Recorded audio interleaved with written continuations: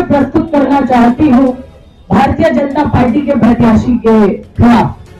जो मैं आपको लगातार कह रही थी भूमाफिया भूमाफिया भूमाफिया, मैं तथ्य लेकर आई हूँ।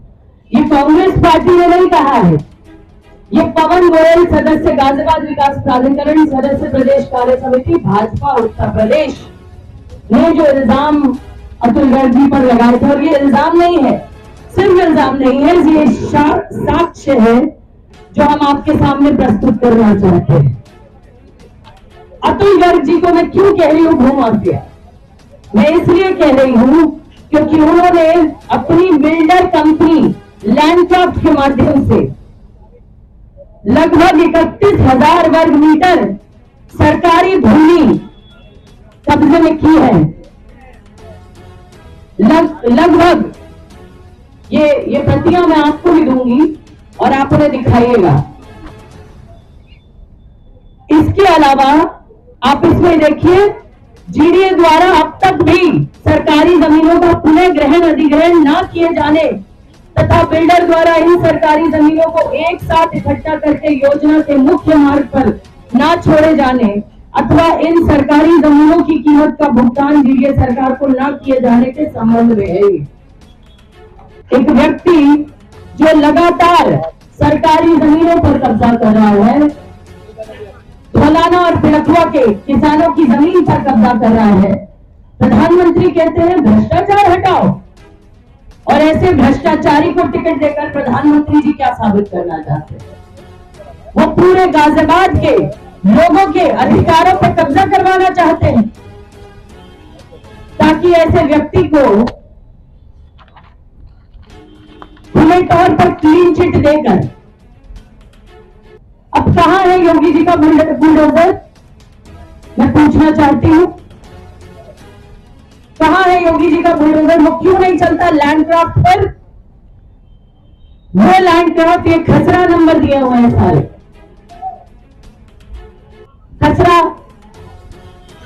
नंबर 574, खसरा नंबर 575, 78, 88, 661, 662, 665, 773, 274, 795, 268, 259, 273, 792, 759, 412 लगातार।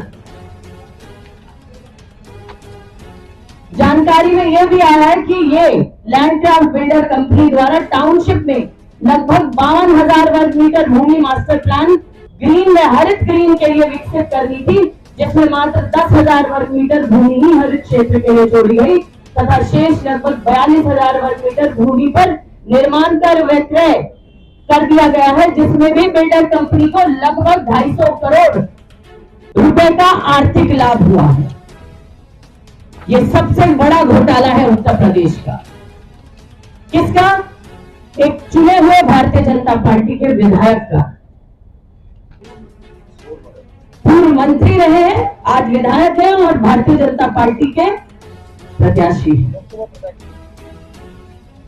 अब आप मुझे बताइए, मैं आपके माध्यम से पूछना चाहती हूं, ये सारे कागज मैं आपको दूंगी, ये नक्शे भी हम लाए हैं।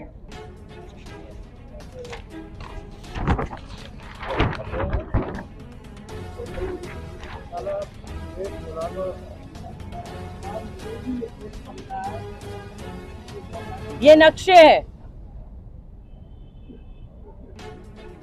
किस क्षेत्र में है? ऐसे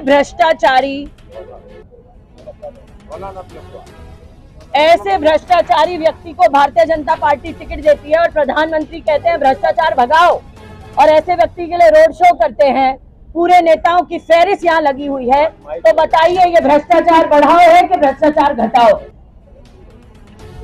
ईडी, सीबीआई, जेल के दरवाजे सिर्फ विपक्षी पार्टी के नेताओं के लिए हैं। प्रधानमंत्री जी, ईडी और सीबीआई अतुल गर्ग के घर कब जाएगी? मैं पूछना चाहती हूँ। कब अतुल गर्ग जेल की सलाखों के पीछे आएंगे? मैं पूछना चाहती हूँ। मैं पूछना चाहती हूँ, इस लैंडक्राफ्ट पर बुलडोजर कब चलेगा? गरीबों की झोपड़ियों पर आप बुलडोजर चलाते हैं, उनके घर छीन लेते हैं, उन्हें बेघर कर देते हैं, लेकिन ऐसे भूमाफिया के अवैध कब्जों पर आप बुलडोजर नहीं चलाते। जो सरकारी जमीन 31,000 वर्ग मीटर जमीन पर कब्जा बनाए बैठे हैं गाजियाबाद में और निडर है, बेखौफ घूम रहे हैं।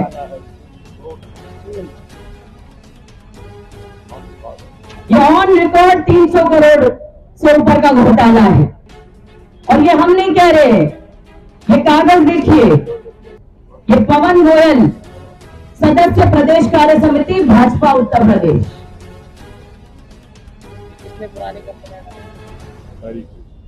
तारीख है इसमें और ये अभी भी चल रही है। मुख्यमंत्री के यहाँ है इसकी सारी जानकारी और अगर मुख्यमंत्री जी को पता है उसके बावजूद भी बुलडोजर नहीं चल रहा है ऐसे अवैध कब्जों पर जो उन्हीं के पूर्व मंत्री विधायक ने किया हुआ है, तो कब चलाएंगे?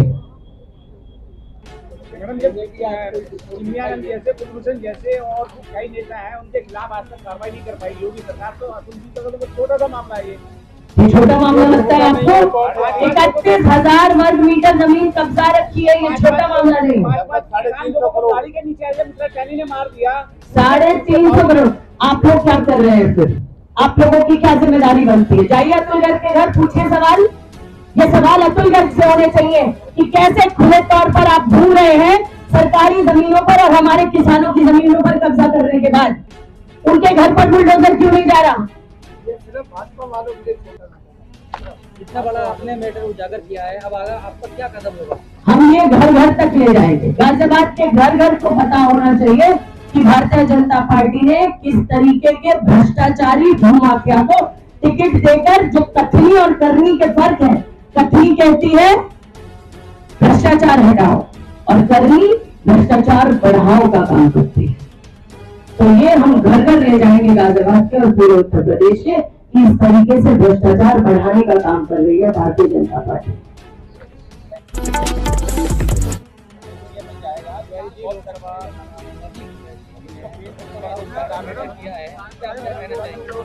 सार्वजनिक जीवन में हर आदमी को